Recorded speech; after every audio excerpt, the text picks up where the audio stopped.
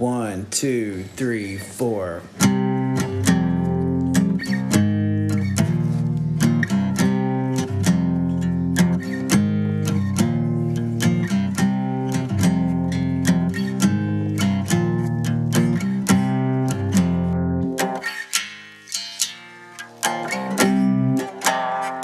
What is up? Welcome to the Hauntological Society where we talk about paranormal stories.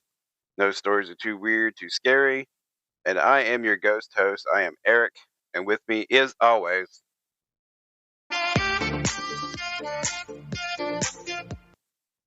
Wendy, what's up, Wendy? Welcome back to the society.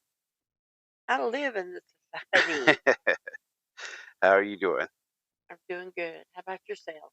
I'm doing better. As you can probably hear in my voice, that I'm still got that very white voice. My voice is a little deeper than normal, probably a little nasally. Over this past weekend, was a little under the weather, to say the least. And but anyway, we're back. We got a good episode today, and it sucks that this episode got delayed so much because I had so much I need to tell you. And really though, before I get into the episode, I want to say one thing, and I I vowed that when I did this podcast that this is kind of like my escape. Um, no politics or anything like that, because sometimes I can engorge myself too much and it consumes my time. But there was an assassination yesterday, and um, if everybody knows me, you know how I believe. So I'm not going to sit here and get on a soapbox of how to persuade people to feel about their politics, but I just want to say that I don't believe that there's room in this world for political violence, and I just think that it's okay to have different opinions and be able to speak about it, because that's what's beautiful about America. And so, um, going forward, I just hope that we can realize that people are different, people have different views, and that it's okay to express your views without creating violence. Or rage, arguments, and all that other bullshit. Exactly. Yeah. And especially on school, because schools are great places to be open for debate. Um, like I said, I'm not going to turn this into a huge political debate. But I just felt like What assassination? so. You know who Charlie Kirk is?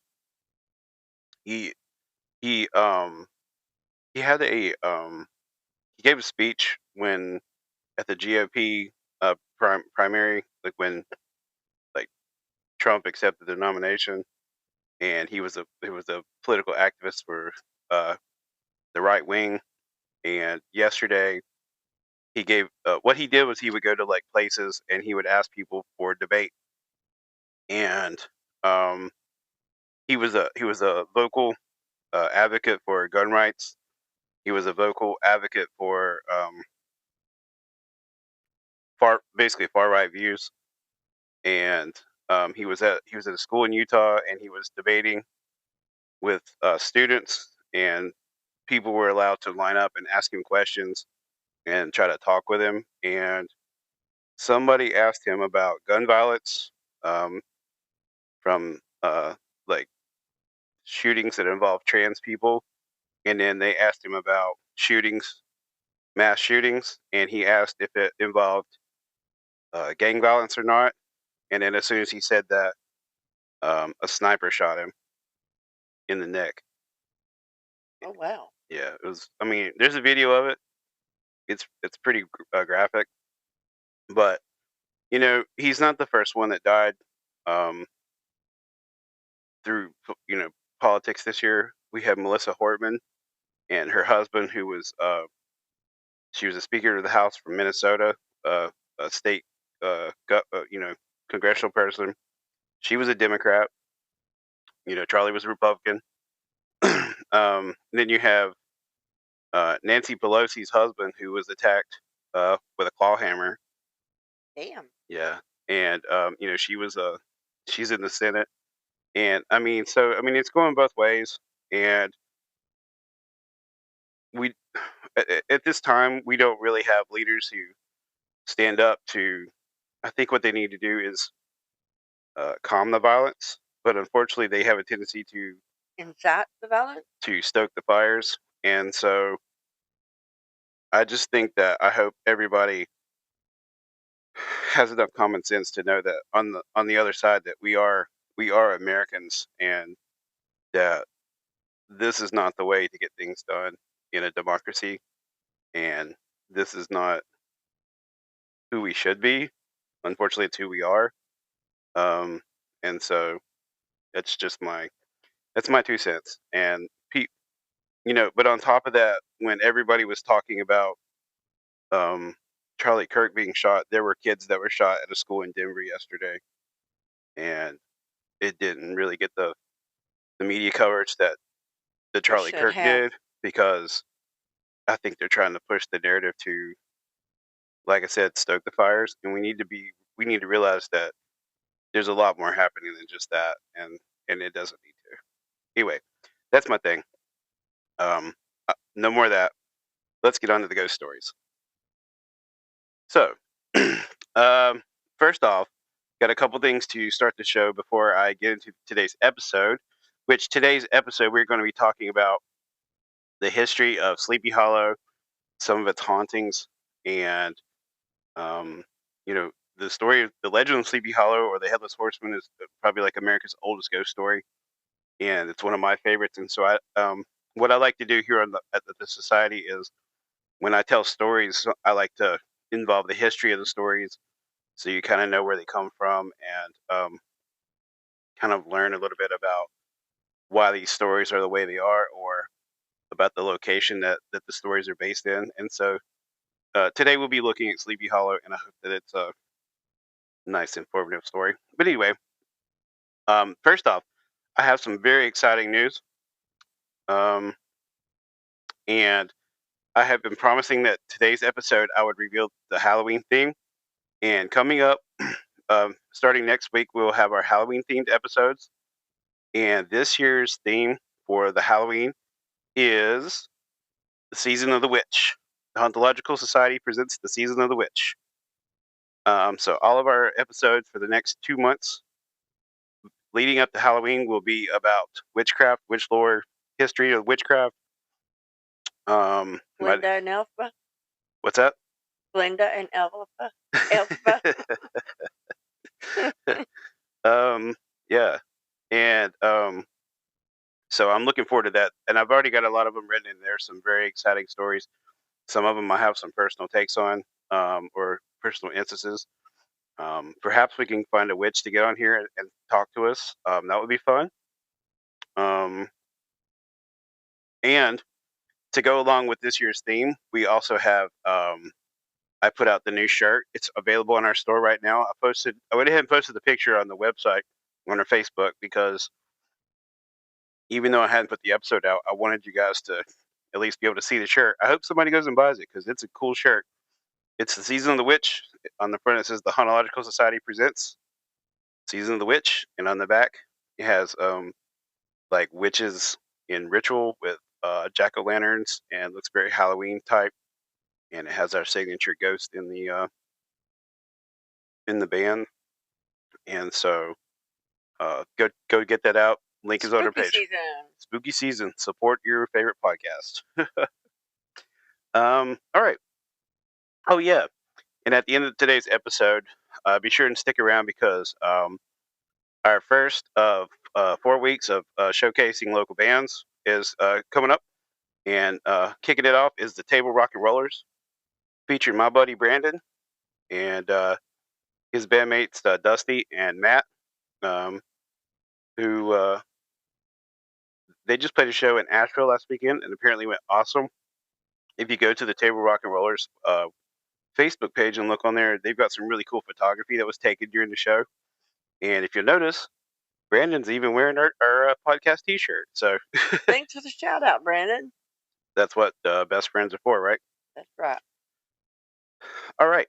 So also, just the other day, there was a hearing on UAPs.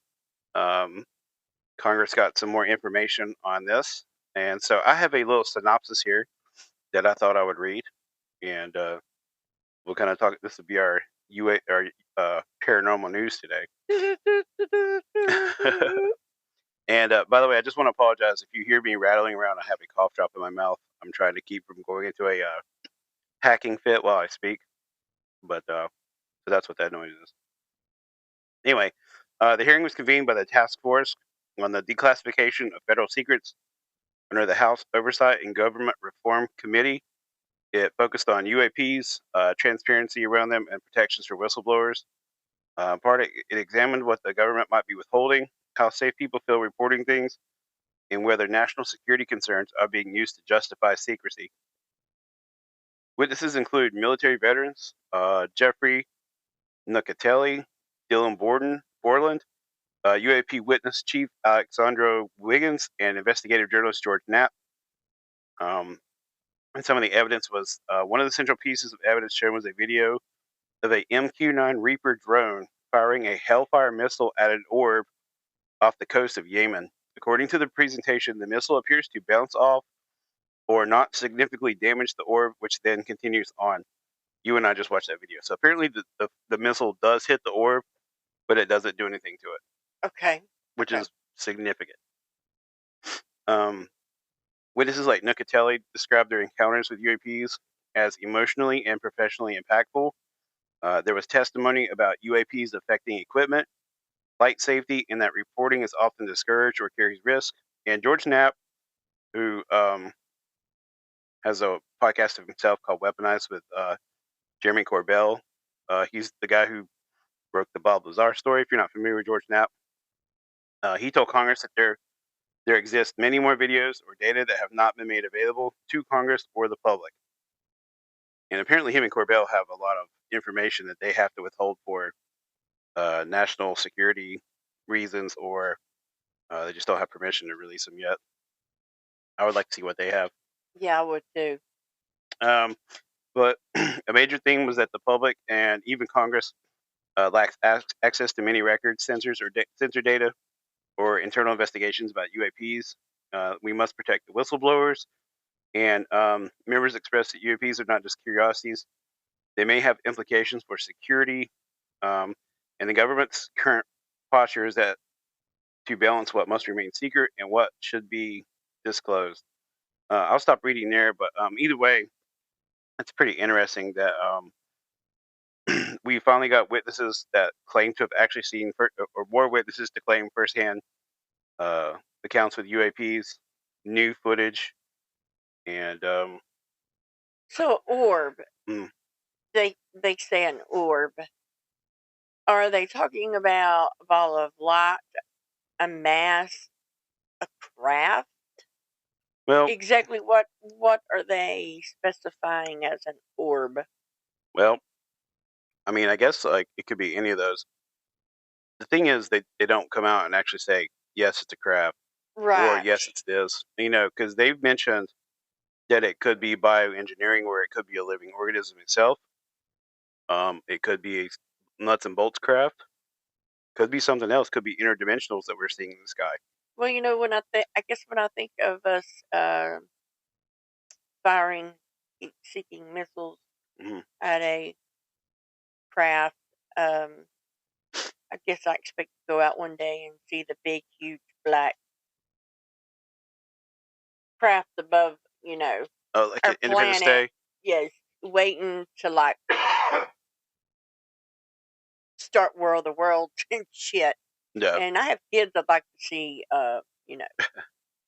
produce children, graduate, etc. So I hope they go with caution. Yeah, I mean, it's not like I don't think they're going at them like with guns blazing, but I think, I mean, they said a drone fired at it in Yemen, so it could have been over a sensitive area. Who knows? I'm sure they've fired at them before when they've gotten close to our military bases or whatever. That's just what we do.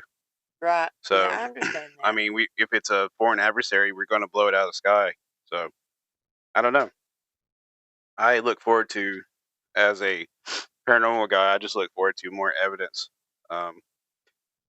And I saw a thing. I don't know how credible this is. I need to look into it, but it could be a bullshit video. But supposedly, I saw where NASA was saying they found evidence of um, ancient life from Mars. But I need to look into that. That could be one of those bullshit videos where, you know, people claim it's a real one. I don't have the information on that. I'm not saying it's real.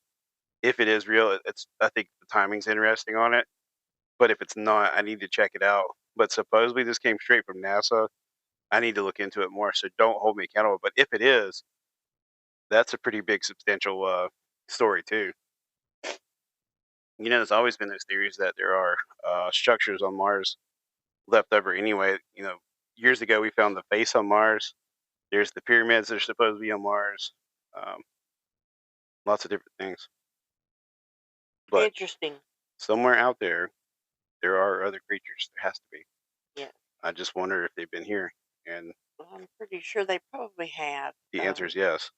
I just don't think, that we're going to end up like a Futurama um, episode with, like a Bender as our best friend or um, shit like that. But anyway, it's interesting. Bender Bending Rodriguez. Yes. Oh man, I'm sorry for my ghastly laugh. Men will drag this shit out for like weeks. So Hush. bless his heart, y'all. All right, so like I said, in today's story, we're talking about the legend of Sleepy Hollow, most notably about the history of Sleepy Hollow. Everybody knows the legend of Sleepy Hollow. It's the Headless Horseman. And Ichabod Crane. There was a movie that came out a few years ago from Tim Burton. It was really cool with Johnny Depp and Christina Ricci. Like that movie. Usually Tim Burton drops some gold. We've been watching Wednesday, and Wednesday's good too. Yeah, it's been very good actually. Yeah.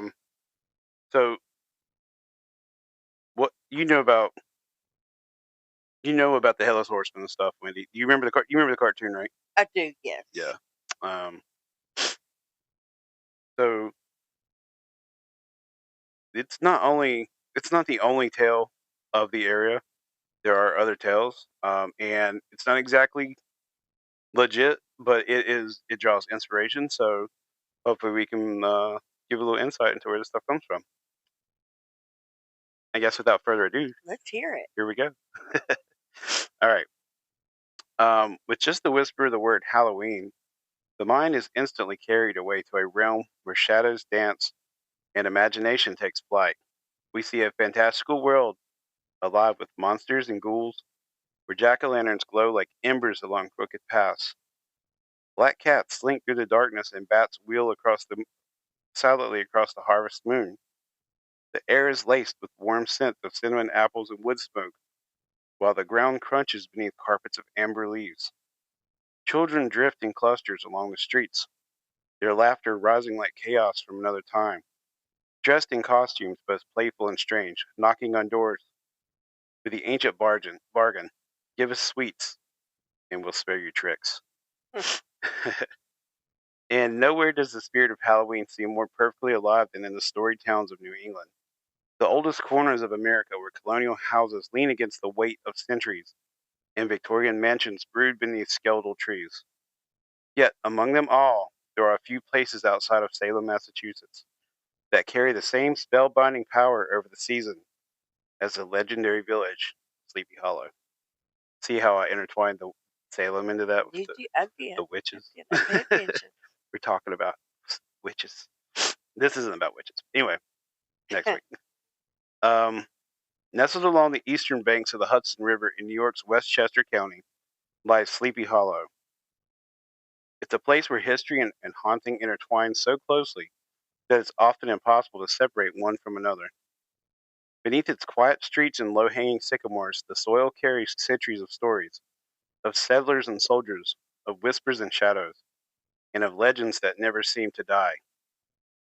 To understand this small riverfront village, to understand how this small riverfront village became one of America's most enduringly haunted landscapes, we have to return to its origins. Deep in the 17th century, when the Dutch carved their first homesteads into the Pocatello River Valley.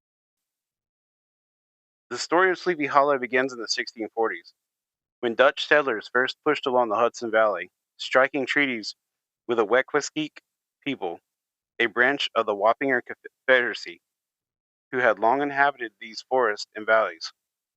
The Dutch built small farms, timber homes, and mills along the Pocatello River, choosing the fertile land for its quiet isolation and natural resources. Now, in 1693, the region was transformed when King William III of England granted Frederick Philips I, a wealthy Dutch merchant, control of a vast 52,000-acre estate known as Philipsburg Manor. Here, Phillips built grist mills powered by the rushing Pocatello, turning the area into an agricultural hub that fed the growing settlements along the Hudson. Yet this prosperity came with a darker undercurrent. The manor's success depended heavily on the labor of enslaved Africans whose unrecorded stories remain buried beneath the surface of Sleepy Hollow's history. It was during these early years that the region's name began to take shape. Some historians believe the term Sleepy Hollow derives from the Dutch phrase "sleepering hol," means sleepy hollow, referencing the sheltered, dreamlike quality of the valley. Others suggest it reflected a peculiar temperament on the inhabitants themselves, a drowsy mood Irving would later romanticize. Talking about Washington Irving, by the way. Whatever its origins, the name seems almost faded, as though the valley itself was destined to become a place where reality and dream blurred together. Now, at the heart of Sleepy Hollow's identity stands the Old Dutch Church, built by Frederick Philips in 1685.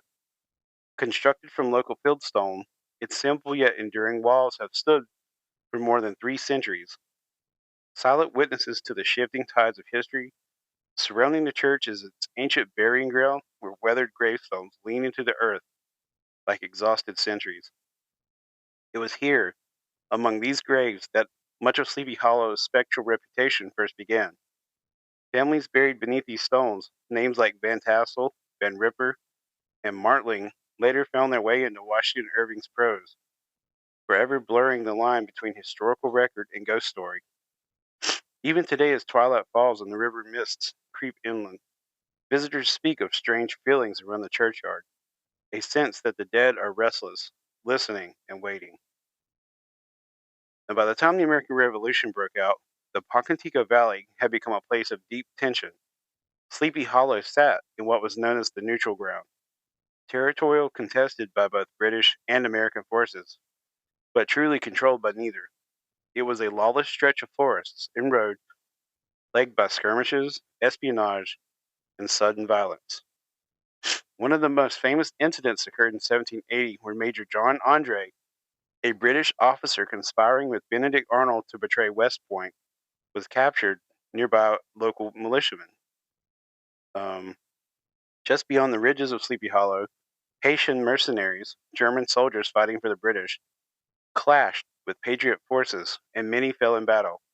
And according to the local legend, it was one of these soldiers who became the Headless Horseman, said to have been decapitated by a cannonball and doomed to ride the night roads forever in search of his missing head. Fact and folklore merge seamlessly here. Though no historical records confirm the soldier's name, his phantom has become one of America's most enduring images of spectral vengeance. That's the beginnings of the Headless Horseman. Now, if not for Washington Irving, Sleepy Hollow might have remained a quiet riverside hamlet, known only to historians and local families. But in 1820, Irving published The Legend of Sleepy Hollow as part of the sketchbooks of the Jeffrey Cranion Gent drawing directly from local landmarks, surnames, and whispered tales. He breathed life into a village haunted by memory and superstition. Irving's story gave the world Ichabod Crane, Katrina Van Tassel, and of course the Headless Horseman, a spectral rider whose pursuit along the moonlit roads has become part of American folklore. Though Irving fictionalized much, his work immortalized real places: the Old Dutch Church, the Pocatello River, and the atmospheric woods where shadows seem to move just beyond sight. So, for much of his existence, the area was officially known as North Tarrytown, even as Irving's story made Sleepy Hollow famous worldwide. Finally, in 1996, residents voted to reclaim the name, embracing the legend fully, and the modern village leans into its haunted identity with pride, welcoming visitors drawn by its rich history, storied landmarks, and spectral reputation. I bet they saw the success of Salem and was like, we need to do this. Let's create our own little They just embraced, lore here. yeah, because they were already called Sleepy Hollow and they wanted to make it official. So Sleepy Hollow, as of today, is a real place. Sleepy Hollow itself exists in a liminal space, part history, part dream, part ghost story. Its founding tells the tale of cultures colliding, Dutch settlers carving homesteads from the wilderness, indigenous people displaced from ancestral lands, enslaved laborers shaping the economy, and soldiers clashing in the chaos of revolution. But beneath these layers, there's something timeless here, something in the air, the river, the shadows. The old church still stands, the Poncantico still whispers through the valley, and the names carved into ancient stones still linger like half-forgotten prayers. Time moves forward, yet in Sleepy Hollow, it never truly escapes the past. Perhaps that's why the Headless Horseman still rides, not as a ghost seeking vengeance, but as the embodiment of memory itself. So, in Sleepy Hollow, history doesn't rest, and neither, it seems, do the dead. So here's some of the most famous ghosts that haunt Sleepy Hollow. Major John Andre was a young, charismatic British officer, just 30 years old, serving as head of the British Secret Service during the American Revolution. In September 1780, Andre became embroiled in Benedict Army's infamous betrayal. Arnold, then a respected American general, planned to surrender West Point, a key revolutionary stronghold, to the British. Andre traveled up the Hudson River aboard the British sloop HMS Vulture to meet Arnold secretly near Haverstraw, New York. But the plan unraveled. After leaving Arnold, Andre was forced to cross back through the territory, calling with American militia. Dressed in civilian clothes and carrying incriminated documents hidden in his boot, he rode south, hoping to make it back to the British lines. But on September 23rd, 1780, three local militiamen, John Paulding, Isaac Van Wart, and David Williams, stopped Andre near Tarrytown. They searched him, found Arnold's plans, and turned him over to American forces. Despite pleas for leniency, Andre was tried as a spy and hanged on October 2nd, 1780, in Tappan, New York. He was buried nearby in an unmarked grave. This is where the history meets haunting. So, local lore claims that Andre's restless spirit still wanders the roads and riverbanks where his capture occurred, particularly around Patriots Park in Tarrytown near the historic Andre Brook, a small stream named for him. I don't know why they named a stream for someone who was convicted of treason.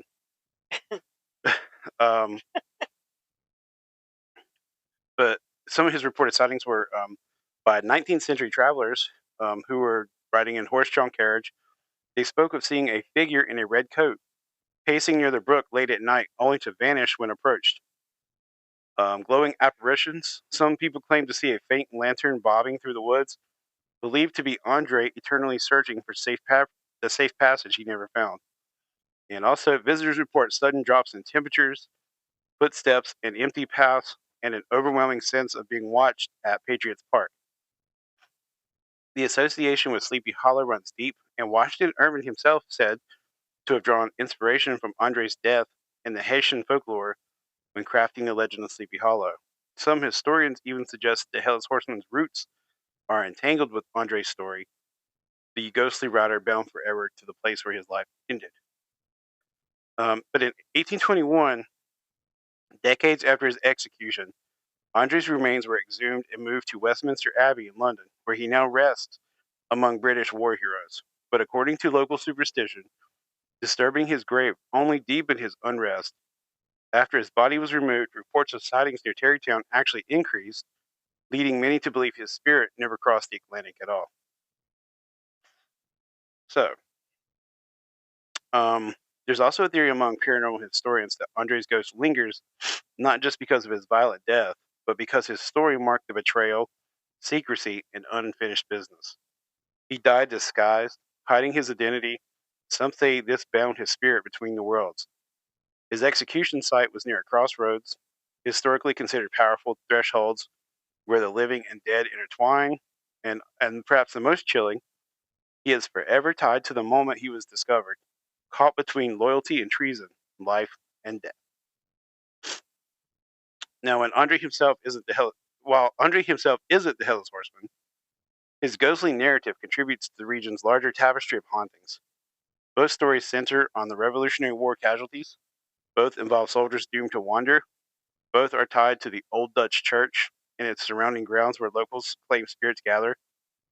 Even today, walking the wooded trails near Patriots Park at night, many swear they feel an uncanny presence, a reminder of a young officer's desperate ride through the dark. All right, so Andre is not the only person seen in Sleepy Hollow. There is the Wailing Woman of Raven Rock, Wendy's favorite, the woman in white. She's everywhere. Yeah. She's everywhere. They say that when the night wind screams through the trees above Raven Rock, you are not hearing a storm at all. You are hearing her. Long ago, when the Hudson Valley was still wild and unforgiving, a sudden blizzard swept across the high ridges near what is now Rockefeller State Park Reserve. A young woman, separated from her companions, lost her way in the storm. The cold bit through her clothes, the snow blinded her, and the roar of the wind swallowed her desperate cries for help. When the storm finally passed, they found her frozen in place, where the shadows of the great stone overhang fall deepest, her face pale as the drifts around her, her hands clawing toward safety that never came. Ever since, travelers claim that her wailing echoes through the hollow, and on certain winter nights when the frost hardens the earth and the river mist creeps into the hills, they hear a long, mournful cry carried through the ravine, a sound too human to be wind, yet too hollow to be the living. Could also be a Bigfoot. Could be. Hikers speak of seeing a figure there, cloaked in tattered white, drifting between the pines, her movements strangely slow, like a lantern swaying beneath icy water. They say she reaches out for anyone who lingers too close, her lips parting as though to whisper a warning, or perhaps to draw you nearer to the place where she perished. Local lore claims she is not alone. Some speak of a native maiden, betrayed by a jealous lover who leapt from the rock's edge centuries ago. Others whisper of a colonial woman pursued by a Terry rider during the Revolutionary War, choosing death over dishonor. These stories converge, their tragedies tangled together like roots beneath the forest floor, feeding the same restless haunting. Even Washington Irving is said to have drawn upon Raven's Rock legends when crafting Sleepy Hollow. Just as the Headless Horseman rides the road searching for his missing head, the woman in white wanders these woods searching for warmth she'll never feel again. To this day, those who pass near Raven Rock after sunset swear they feel watched. They describe sudden drops in temperature, a stillness so absolute that even the crickets fall silent, and the eerie sense of being followed until a faint piercing cry rises from the dark, and the figure of the woman draped in white vanishes into the swirling mist. Some locals say she mourns her lost life. Others believe she lures the living to join her in death. Either way, if you hear her wail, you're already too close. So, on certain autumn nights, when the mist coils low along the Hudson and the moon hangs like a pale lantern over the valley, the people of Sleepy Hollow whisper his name, the Headless Horseman. They say he was once a Haitian soldier, cut down during a skirmish in the American Revolution. His head torn from his soldiers by a cannonball's blast. Buried hastily in foreign soil near the old Dutch church, his restless spirit could not find peace. Now, when the veil between the worlds thin and the October winds sweep through the Poncatico Valley, he rides again, a dark silhouette thundering the lonely roads astride a midnight black steed. Witnesses claim to have seen him, cloak whipping violently behind him, headless shoulders hunched low as he clutches his reins. In one hand, he carries a lantern carved from a hollow pumpkin, its fire-lit grin flickering against the shadows. Some swear he searches for his missing head. Others believe he hunts the living, punishing anyone who dares wander too far from the safety of the churchyard after nightfall. And then there are those who insist they've heard him before they've seen him. The pounding of hooves on wet autumn leaves, the muffled scream of a horse's breath, and the sound carried through a fog like distant thunder. If you hear it, they say, do not turn to look, do not run, and whatever you do not call his name. It's flaming pumpkin at the head, huh? Now, Sleepy Hollow is no ordinary village in October. Here, Halloween is not celebrated, it's summoned. The air thickens with the weight of memory, and the shadows stretch just a little too far beneath the ancient oaks. Pumpkin light flickers in the window of colonial houses that have stood since the 1700s. The old Dutch church watches silently as generations of the dead dream restlessly beneath its leaning stones. By day, the town is warm and golden, cloaked in fallen leaves, the cinnamon-scented air, but by night, something older stirs beneath the soil.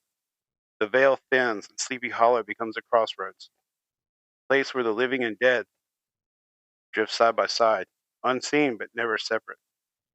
And always, he rides. The Headless Horseman, more than a ghost story here, he is an embodiment of unfinished battles, severed ties, the inevitable truth that the past never really dies. He gallops through the mist as if chasing something beyond reach, his hollow gaze fixed on a world that forgot him, even as his legend endures. Every creaking branch, every sudden gust, every shiver at the back of your neck carries his echo. But on Halloween night in Sleepy Hollow, you may hear the hooves pounding far off in the dark. You may feel the earth tremble beneath you. And if you listen carefully, you may even sense the breath of his steed on the cold October wind. But if you do, don't linger. Because somewhere beyond the veil, beneath the moonlight, swirling fog, the Headless Horseman is already watching. And he rides fastest when the leaves begin to fall. Wow. That is the tale of Sleepy Hollow. So you really don't want to go out on like a windy night. Every night's a windy night for me. Well, yeah, true that. But I mean, like, I guess like in the fall when like leaves are falling and it's it just happens to be a windy night, you just probably want to stay your ass at home. I imagine that he probably, if he does show up, he probably shows up more in the fall because that's when people start thinking about him. Yeah. I don't think it's more that the veil thins so much as that people are thinking about it more. Unconsciously summoning him, maybe. Yeah, exactly. By thinking, conjuring, sort of, by, bringing it up or whatever. Yeah. So, Ichabod Crane. Yeah. I know several times he narrowly missed the Yeah. first one. Yeah. And he was, relatively tall and stuff. So, what was his demise? Did he get beheaded or? No, he survives. Okay. But Ichabod Crane was a central figure created by Irving as his protagonist in the story. Well, I was reading that for years, Rip Van Winkle, Mm-hmm. the man who slept for years and years and awoke, Mm-hmm. and Ichabod Crane, they got their stories intertwined, so that's where Sleepy Hollow came from. Yeah. Rip Van Winkle, because he slept. Yeah. Sleepy Hollow. Right. I mean, that could be, Irving wrote both stories, so it could be where it came from. Right. There's definitely a tie there. Makes you wonder, could it be the same character, kind of like, the similar figure that travels through time or whatever? Who knows? But either way, Washington Irving was a good writer. He wrote some good early modern horror stories. scary stories. Um, and of course, the Sleepy Hollow is one of my favorite tales. I just love the imagery of the the Headless Horseman on his like black horse with his like flaming pumpkin. I think that's just such a cool like image in my head. Um, Imagine like walking home from a friend's house or a get together or the store or work, and then you hear, like they're running. the hoofbeats. Oh Yes, yeah, you know, like I'm gonna hit the first tree. they do that pretty good in like the Tim Burton movie. Like they're Yes, walking down the street and you can hear the hooves of his like giant horse like and it's like you can kind of hear them get faster, and yeah, kind of pick up the anticipation and everything. it's no different than being in a haunted house and just hearing like footsteps running at you. Like Oh yeah, jeez. that's a wild feeling. um, yeah, when you don't know where the sound is coming from, but you know it's like right there, and especially when they run. That something about when they run makes it so much creepier. Well, you get the sense you're about to be attacked. Yeah, it's like you don't know if they're running at you. They're running to try to like you know Escape you? give you like a bluff charge or something. Like who Right. knows, you know? Yeah. Um. Well, Wendy. Do you have any final thoughts on the story? Um, no, I wish they'd make maybe some new movies, cartoons, or whatever. For uh to keep it updated and the story alive or Yeah. whatever. You It never know. maybe somebody will do another version. It's kind of hard to beat that Tim Burton version. That's pretty good. Um. Yeah, it really is. Even the old Disney cartoon still holds up. It's weird because it's like there's like two. It's like two cartoons on one. It's like the first one's about a frog. The first story is about a frog, and the other one is like Ichabod Crane and the Headless Horseman. But I mean, the cartoon's still cool as hell.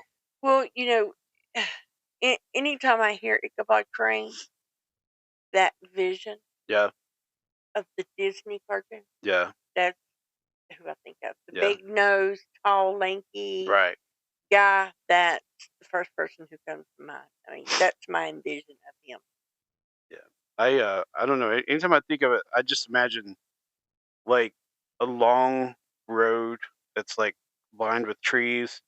There's leaves on the ground, and at the end of it is the horseman, and he's reared up on his horse with the pumpkin in his Pumpkin. hand. I love that so much. I love like jack o' lanterns and pumpkins, and I guess like the fact that he carries a jack o' lantern too to me is like I don't know. I think that's why I love him so much.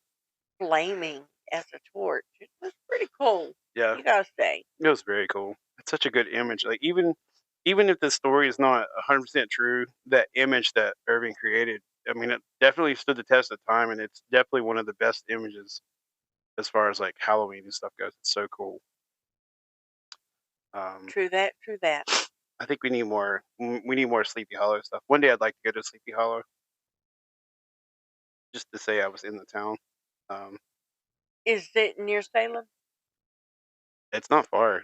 I mean, because it's in upstate New York, and Right. it's only a couple hour drive from New York to Massachusetts. So I Okay. mean, you could get there in no time.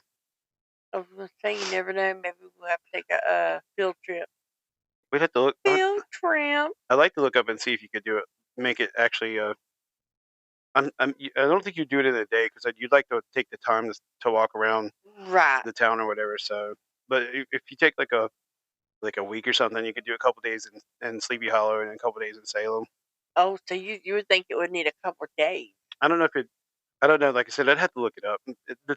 I don't know what's in the town of Sleepy Hollow. I know that Salem's kind of crazy. There's lots of stuff in Salem. They really embrace the witchiness in Salem. Well, I think that's how a lot of their revenue comes from Yeah, their town. yeah. So. Hey, they found what works. Gonna do it. They've Mhm. even got that cool witch statue up there. So I think it's cool. Um, and they draw from that, and they draw from like Hocus Pocus was filmed up there and stuff. Um, but anyway, lots of cool stuff happening up there. So everybody get ready for the witches. They're coming. Witches are coming. I can't promise you we're going to mention a whole lot about Salem because I like to. Everybody's already heard the stories of Salem, so I'm going to try to introduce some stories that we've never heard before. So look forward to that. I can't wait to start sharing those tales with you. And at the end of this episode, don't leave. We're not done yet.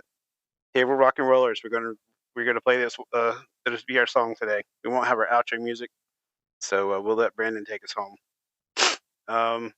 Check out our Facebook page, Chronological Society Podcast. We have a Facebook page and a group. Join both. We have a Patreon if you're interested in that. We're on Instagram. We have a store where we sell merch, which includes our Halloween themed limited edition Season of the Witch shirt. Go pick it up. And make sure you give us rate and reviews on your favorite podcast platform. Helps us get more listeners, and the more listeners we get, the more we can do. So it helps us grow as a community, which is what we're trying to do. And there is a Discord if anybody's interested in it. So if you guys are interested in that kind of thing, just let me know, and perhaps we can create a little community where we can talk ghosts and stuff more. Just express how you feel about that. Anyway, oh yeah, if you have a ghost story, have you been to Sleepy Hollow? Have you been to Salem? Send us your stories at thehonologicalsociety@gmail.com. And anything else, Wendy? No. Okay. Brandon, take us away. All right, do it, Brandon. Thank you. I'm Eric. I'm Wendy. We're out.